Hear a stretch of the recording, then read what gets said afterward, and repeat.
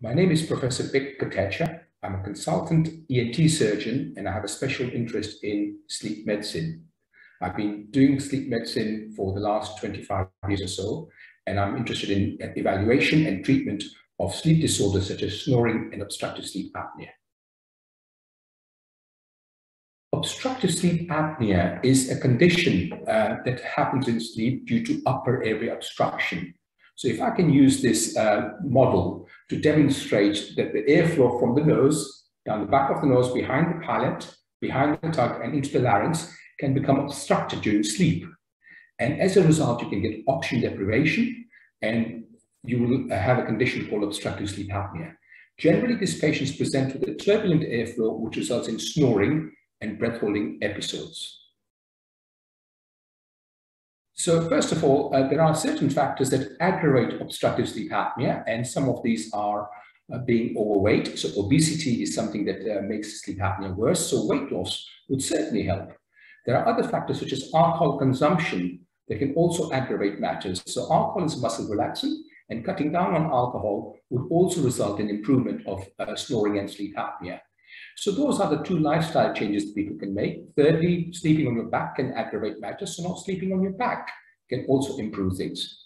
However, one needs to address the obstruction from the nose all the way down to the larynx in order to overcome the treatment, or overcome the problem rather. And this would include either using surgical treatment modalities or non-surgical treatment.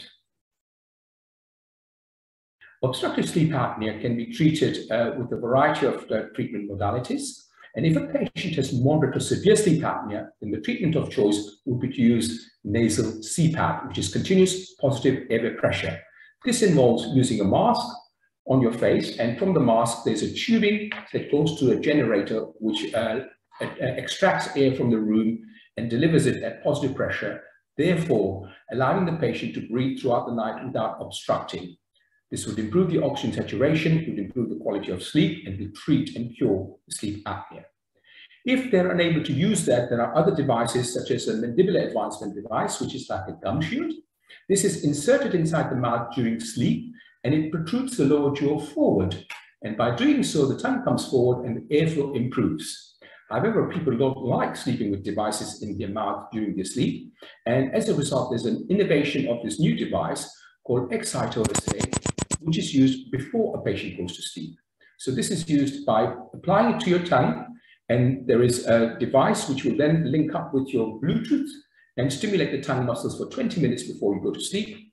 And as a result, the tongue will become better toned and sit forward, and therefore avoid the obstruction of the upper airway. However, non-surgical treatments will not always work, and therefore surgery to correct the upper airway may be necessary. In order to do this, one needs to identify where the problem is, and this could be at the level of the nose, inside the nasal cavity, caused by problems such as a deviated nasal septum or nasal polyps, and this could be addressed surgically by septoplasty or by performing endoscopic sinus surgery to remove the polyps. The commonest operation, however, would be on the soft palate. The soft palate and the uvula inside the mouth could be vibrating during sleep. That's in the region up here, and that can be shortened and stiffened by surgery.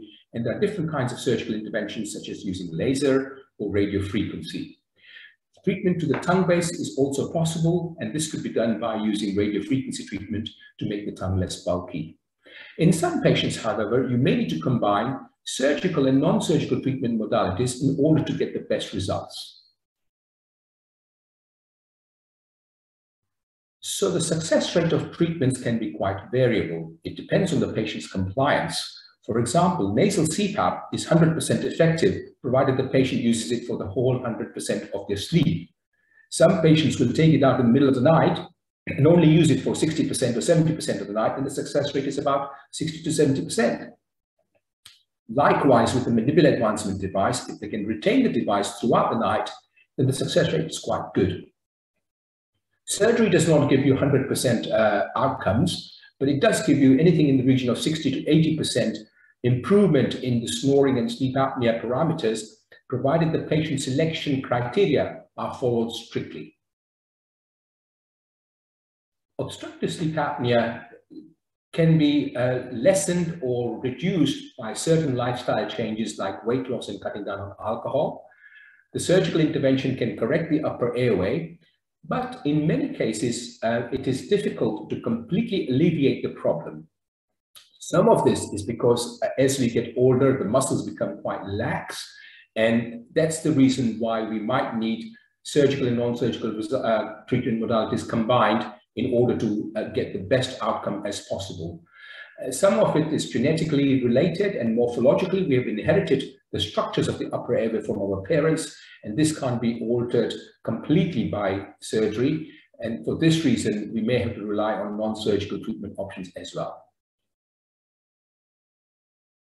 So the OSA treatment approaches have been revolutionized, and we have robotic surgery, which can help patients who have a big tongue base or epiglottis that is causing a problem. And robotic surgery can be performed in patients who are carefully selected for surgery.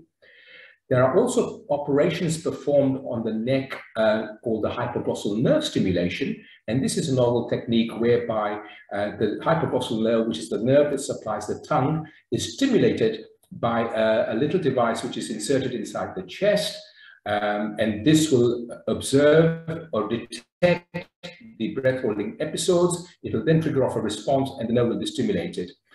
This is something that has been developed in the last 8-10 years, and more recently there's a new device that can be implanted in the base of the neck, which will then stimulate both sides of the tongue, both hypoglossal nerves, as opposed to the previous one that only stimulates one hypoglossal nerve.